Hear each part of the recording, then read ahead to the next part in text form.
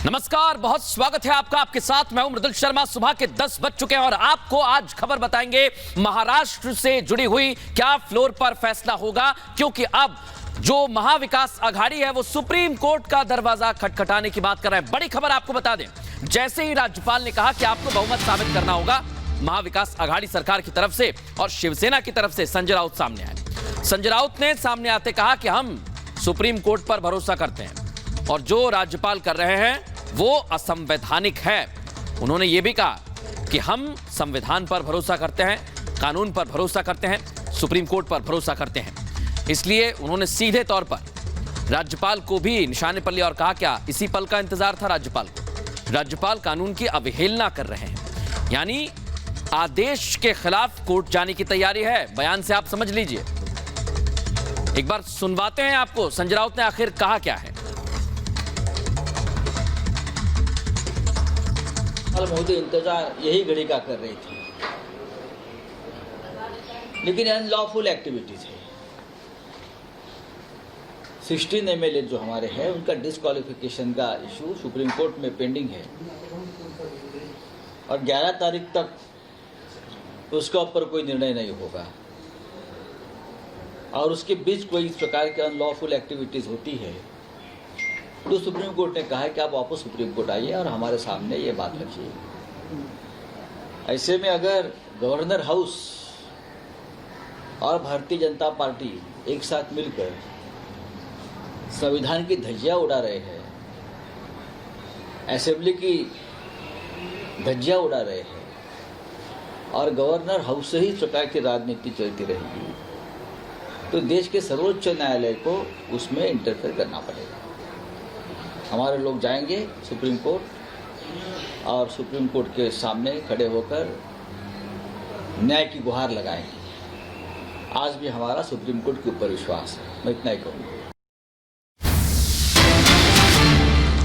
बड़ी खबर इस वक्त की आपको बता दें, फ्लोर टेस्ट को लेकर महाविकास आघाड़ी सुप्रीम कोर्ट में याचिका दाखिल करेंगे।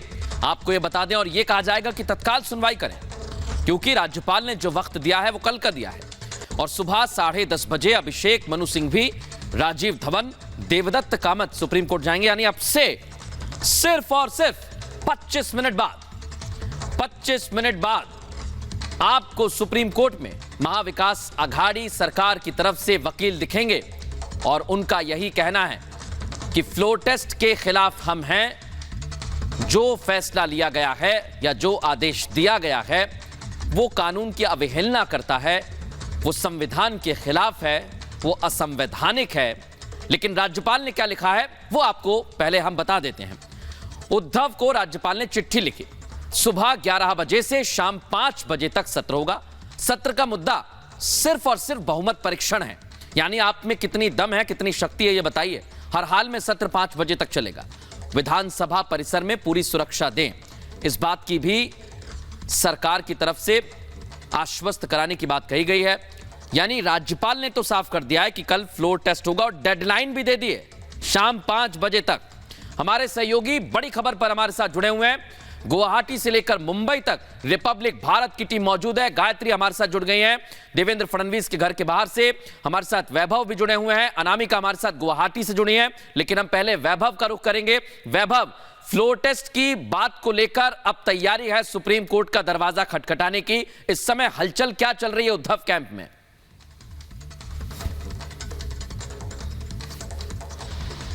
मृदुल, बिल्कुल बात अगर उद्धव कैंप में मची हलचल की करें तो अब संजय राउत ने यह बिल्कुल स्पष्ट कर दिया है कि जिस तरह से फ्लोर टेस्ट की बात राज्यपाल की तरफ से कही गई है, इस बात को लेकर अब वो सुप्रीम कोर्ट जाएंगे। और जैसा कि आपने बताया कि अब से बस थोड़ी देर बाद उनके पक्ष के जो वकील हैं वो सुप्रीम कोर्ट में जाएंगे और तत्काल सुनवाई को लेकर एक याचिका डालेंगे। सबसे बड़ी बात यह कही गई है संजय राउत की तरफ से कि जब ये पूरा मामला सुप्रीम कोर्ट में पेंडिंग है, सुप्रीम कोर्ट ने यथास्थिति बरकरार रखने की बात कही है, तो फिर फ्लोर टेस्ट क्यों?